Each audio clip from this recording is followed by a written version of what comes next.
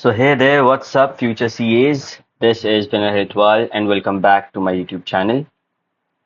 अभी एग्जाम्स पास आ रहे हैं एंड आई नो आप सबको प्रेशर फील हो रहा है. Don't worry, you are not alone. सब एक साथ एक ही नाव में सवार हैं. अभी आज का ये वीडियो आपके मन के एक डाउट को क्लियर करेगा कि क्या 30 डेज इनफ है सीए फाउंडेशन क्लियर करने के लिए. इससे पहले कि हम लोग आगे बढ़ें, I want to make a disclaimer. अगर आप कोई ऐसे स्टूडेंट है जिसने आज तक किताब भी नहीं खोला तो आप अभी वीडियो बंद कर दो. बिकॉज एटलीस्ट 20 to 30% भी अगर आपने अभी तक पढ़ा है ना तो पास होने का चांसेस है. एंड ये 30 डेज प्लान जो है ये फुल प्रूफ है. स्टूडेंट्स ऑलरेडी ट्राई कर चुके हैं, पास हो चुके हैं. So you don't need to worry about it.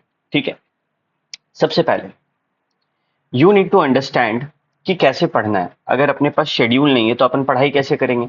तो we will have to make a schedule.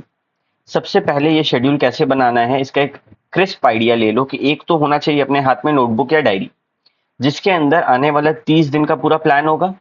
Plus उसमें ना अपन मानो अकाउंट्स पढ़ रहे हैं तो अकाउंट्स में क्या डाउट है उसमें लिख दो कि हाँ भाई मानो फाइनल अकाउंट बना रहे हैं, उसमें इलस्ट्रेशन नंबर 5 मेरे को फिर से बनाना है, इलस्ट्रेशन नंबर 6 मेरे को फिर से बनाना है. ठीक है, वो लिख दो. Plus RTP MTP, RTP MTP solve किए कि नहीं वो डायरी का हिस्सा होना चाहिए. वो 30 डेज प्लान में कैसे हम लोग लास्ट 15 डेज में आरटीपी एमटीपी बनाएंगे ये देखना है. ठीक है, कैसे बनाएंगे क्या करेंगे हम going to guide you through everything.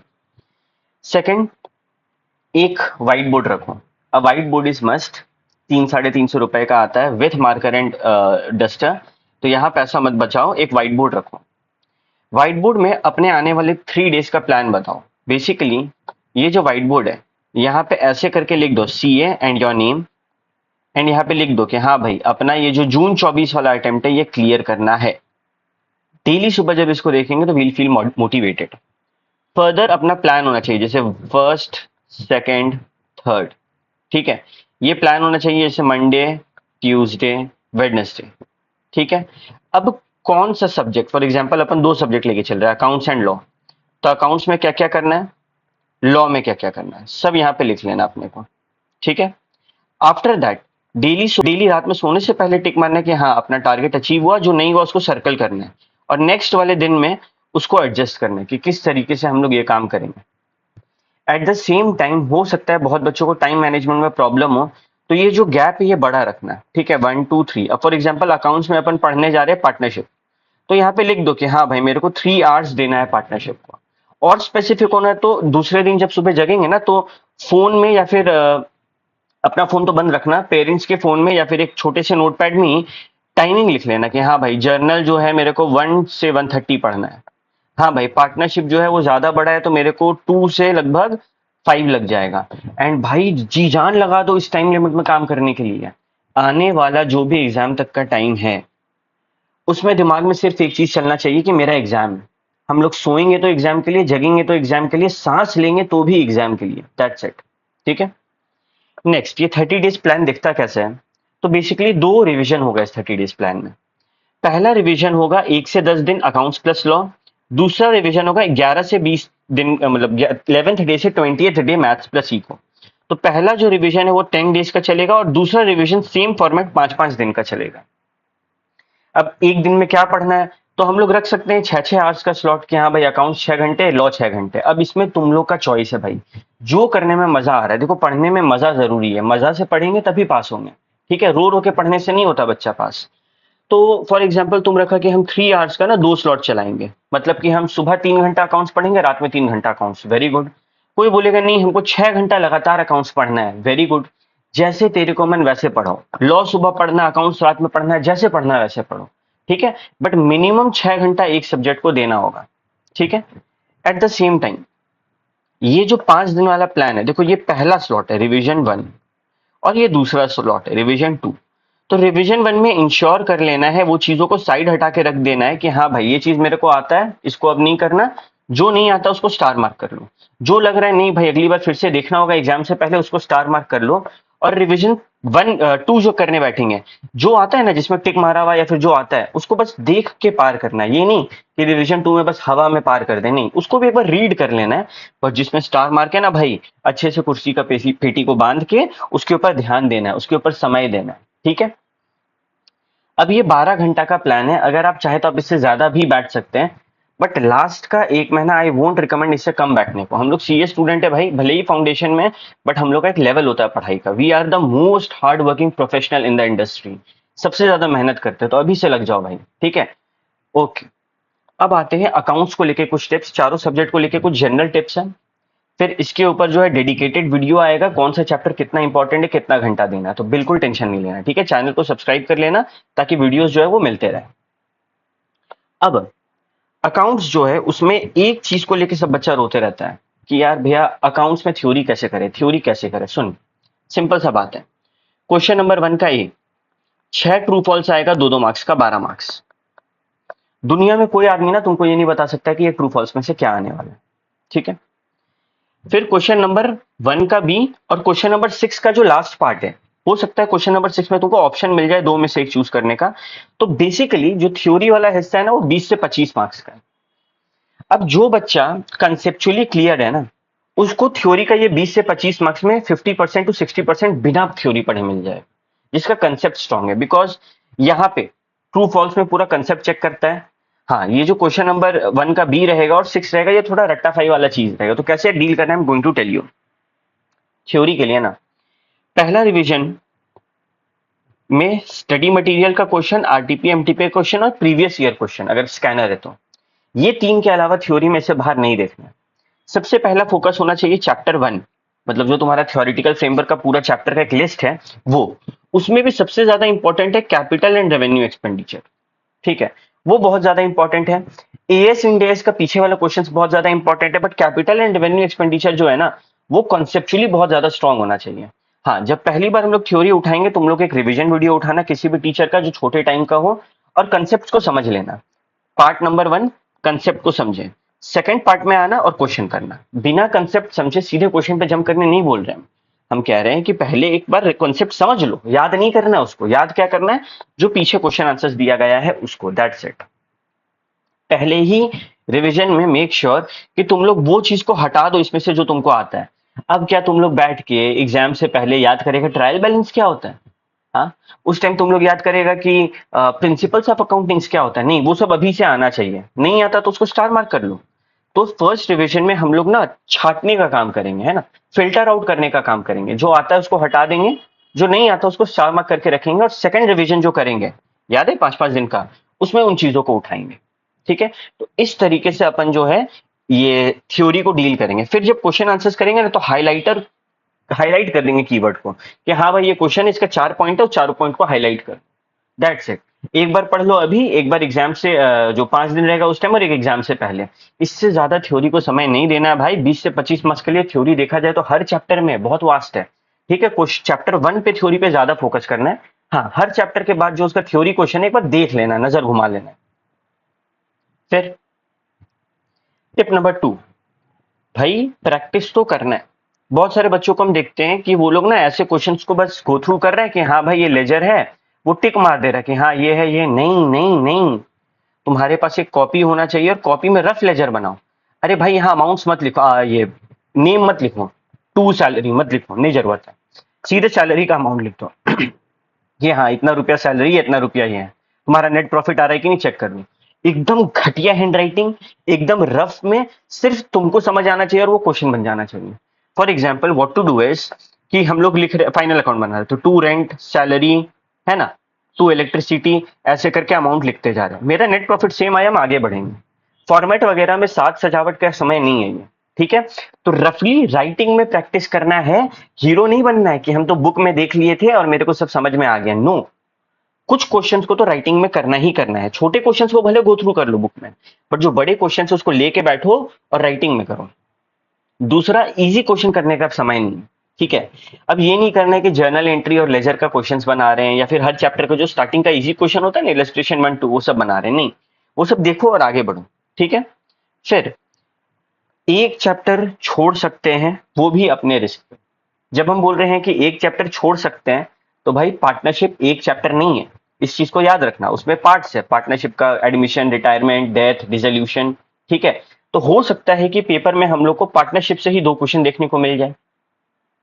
तो एक चैप्टर, कोई भी अंदर से एक यूनिट जिसे कहते हैं, वो हम लोग छोड़ सकते हैं, और वो भी अपने रिस्क पे भाई। अगर पूरा कर पाओ तो वेल एंड गुड, बट अगर बहुत ज्यादा प्रेशर लग रहा है, कोई दिक्कत नहीं। हाँ, जो तुम लोग का चैप्टर नंबर 2 है, जिसमें तुम लोग का journal ledger, depreciation, bills receivable, rectification, bills of exchange, ये सब है ना, उसको ना भाई गलती से भी मत छोड़ देना ना, बिल्कुल भी गलती से नहीं छोड़ना है।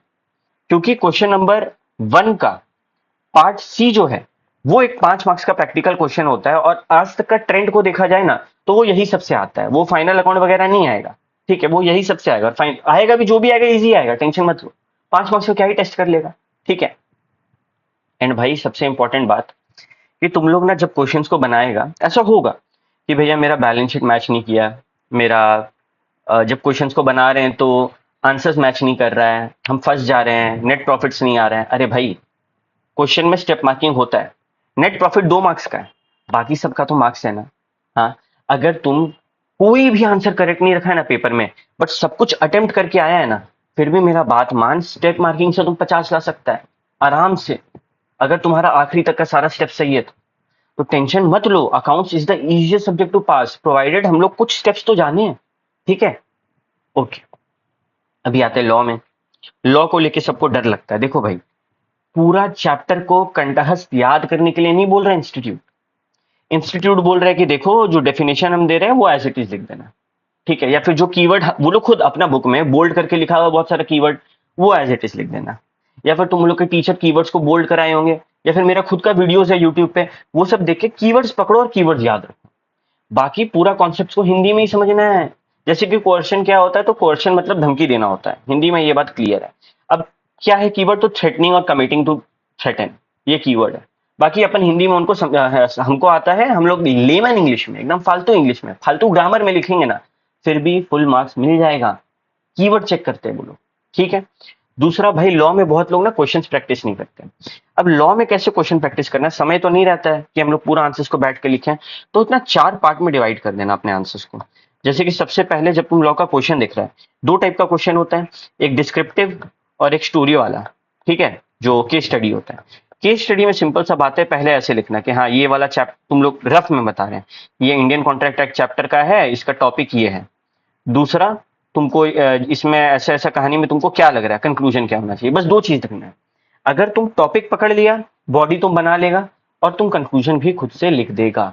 तो 1 कि क्या इंट्रोडक्शन में है, और 2 क्या कंक्लूजन में, ये घर पे बैठ के चेक करने के लिए है। हाँ, एग्जाम में आंसर जो है वो अलग फॉर्मेट में होता है, 3 से 4 पैराग्राफ में, वो अपन बाद में बात करेंगे। घर में प्रैक्टिस करना है भाई क्वेश्चन, ये गलती नहीं करना है कि रीड करके चल गए, नो। लैंग्वेज को रटने का जरूरत नहीं है भाई, कॉन्सेप्ट्स और कीवर्ड्स पकड़ो। एग्जाम में तुमसे ये नहीं पूछेगा कि आ, मेरे को सारे कॉन्ट्रैक्ट्स का नाम बताओ, नहीं, वो तुमको एक पर्टिकुलर कॉन्ट्रैक्ट उठा के देगा कि हाँ भाई ये कहानी है, बताओ ये वॉइडेबल है कि वॉइड है। तो जो जो बच्चा रट के गया है ना, उसको कॉन्सेप्ट क्लियर नहीं है ना, वो कभी पास नहीं हो पाएगा लॉ में। कंसेप्चुअली हिंदी में खुद को हर बात को समझा के रखो, क्या अवॉइडेबल कॉन्ट्रैक्ट मतलब ये होता है, उसमें कीवर्ड है अग्रीड पार्टी। तो हिंदी में खुद को वो चीज को समझा के रखना बहुत ज्यादा जरूरी है, ये होता है कॉन्सेप्ट का क्लैरिटी। मेरा बात मान, नया चैप्टर्स के लिए ज्यादा लोड मत ले। पीछे का स्टडी मटेरियल का क्वेश्चन, आरटीपी, एमटीपी और प्रीवियस ईयर का अगर स्कैनर में कुछ क्वेश्चन है तो, जैसे कि नेगोशिएबल इंस्ट्रूमेंट एक्ट का चैप्टर 1 जो है, इंडियन रेगुलेटरी फ्रेमवर्क, और इंडियन कॉन्ट्रैक्ट एक्ट में 789, जो क्वेश्चन आएगा एकदम कॉपी पेस्ट आएगा, खाली नाम बदलेगा कैरेक्टर का, ठीक है। क्योंकि न्यू है इंस्टीट्यूट, इसमें तुमको परेशान नहीं करना चाहेगा, उसके पास है और जगह परेशान करने के लिए। और अगर न्यू क्वेश्चन आएगा भी नहीं ये पूरे सेक्शन में से, तो एक आएगा, देखा हुआ ही क्वेश्चन आने वाला है भाई। तो जब इसको पढ़ो ना, तो एक ऐसा अप्रोच रखो कि पहले देख लो कि किस टॉपिक पे इंस्टीट्यूट क्वेश्चन पूछता है ना, बैठ के स्टडी मटेरियल एक बार मानो एक बार रीड किए, फिर स्टडी मटेरियल, आरटीपी, एमटीपी और प्रीवियस ईयर क्वेश्चन को उठाओ, देख लो कि हाँ ये टॉपिक से पूछता है, उसके बगल में क्यों लिख दो। और जब पढ़ रहे हैं ना, तो भले ही पूरा चैप्टर को रीड करो, लेकिन जो क्यू वाला पार्ट है उसमें समय दो, उसको याद करो, ठीक है। ये अप्रोच है इन चीजों के लिए।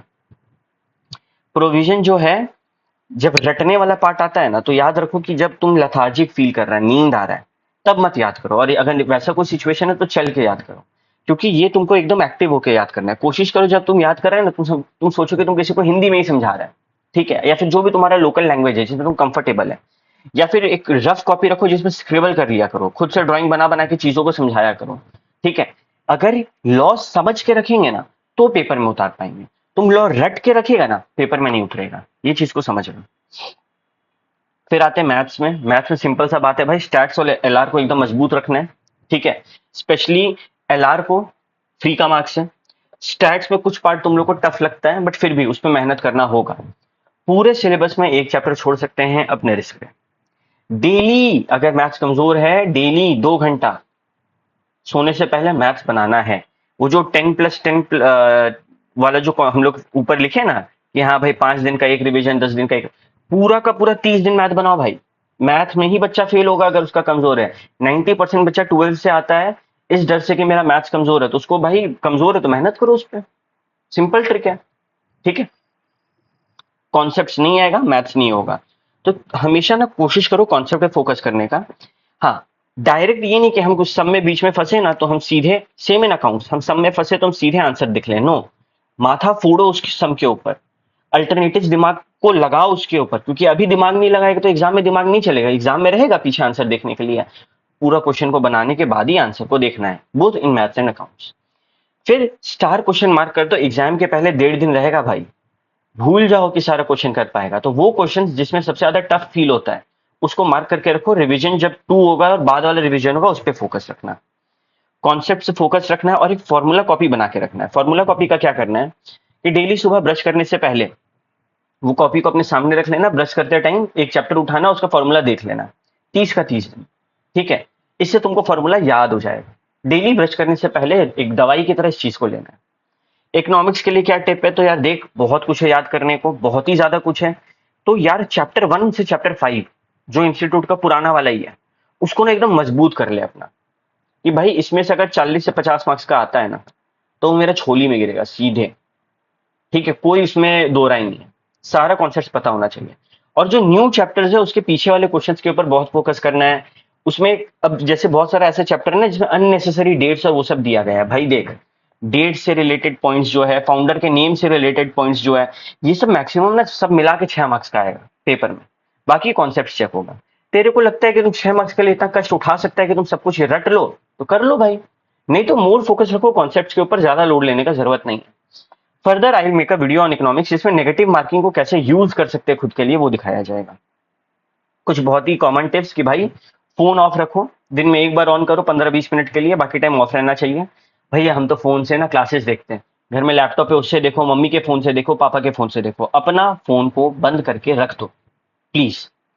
वीक एरियाज पे ज्यादा फोकस करो। ठीक है, तुमको बहुत मजा आएगा जर्नल बनाने में, बहुत मजा आएगा लेजर बनाने में, बहुत मजा आएगा इंडियन कॉन्ट्रैक्ट एक्ट का वो पहला वाला पार्ट याद करने में, बट एग्जाम में मजा वाला चीज नहीं पूछेगा, सजा वाला चीज पूछेगा। ठीक है, तो try to focus on weak areas, जो तुम्हारा वीक है उसके ऊपर ज्यादा मेहनत करो। ठीक, do not focus on handwriting while practicing, practice करते टाइम बोले ना स्क्रिबल करना है भाई, स्क्रिबल चीसना है कॉपी में, तुमको समझ आना चाहिए खाली बस। और एग्जाम में भी हैंड राइटिंग का कोई मार्क्स नहीं है, अगर वहां पे 1000 उसको लिखा हुआ दिख रहा है तो तुमको मार्क्स मिल जाएगा। ठीक है, उसको नहीं चाहिए कि तुम वहां पे एकदम सजा के आओ उसको। सेम टाइप का पेन, फॉर एग्जांपल मेरे को लिंक का पेन पसंद है तो हम लिंक का पेन से ही प्रैक्टिस करेंगे। 10 पेन लाके रख दिए हैं, अब मेरा जो प्रैक्टिस होगा वही लिंक का पेन से होगा। ये नहीं कि अभी रेनॉल्ड्स का पेन यूज करें फिर एग्जाम के पहले न्यू पेन खरीदे, वो एक इशू क्रिएट करता है। और सेम कैलकुलेटर यूज करो अभी से लेके एग्जाम तक, स्पेयर में भी वैसे कैलकुलेटर रख लो अपने पास पॉसिबल हो तो। लास्ट का 15 दिन आरटीपी और एमटीपी को देना है। हम खुद आरटीपी और एमटीपी का ना एक समराइज वीडियो बना के डाल देंगे जिसमें हम हर क्वेश्चन के ऊपर एक छोटा सा डिस्कशन रखेंगे, तो एग्जाम के पहले वो आरटीपी एमटीपी जरूर से देखना, यहां से क्वेश्चंस बढ़ने का चांसेस बहुत ज्यादा होता है। अगेन, रटने पे फोकस नहीं करना है, समझ लो, समझा लो खुद को, रियल लाइफ से रिलेट कर लो। ठीक है, तो वो चीज याद रह जाए। सबसे इंपॉर्टेंट चीज, स्लीप वेल, 7 घंटे का नींद लेना है, and eat well, junk food मैदा तेल सब कर दो बंद भाई 30 दिन के लिए, मरेगा नहीं 30 दिन नहीं खाएगा तो बाहर का। ठीक है, तो अच्छे से नींद लो और अच्छा अच्छा खाना खाओ, पॉजिटिव रहो। डर लगेगा बिल्कुल वाजिब है, लेकिन याद रखना कि ये डर अगर खुद पे हावी हो गया तो तुम्हारा एक अटेम्प्ट लग जाएगा। तो डर लगना वाजिब है, लेकिन उसको कैसे मैनेज करना है that is also a part of our syllabus. ठीक है, तब तक के लिए साइनिंग ऑफ, टेक केयर।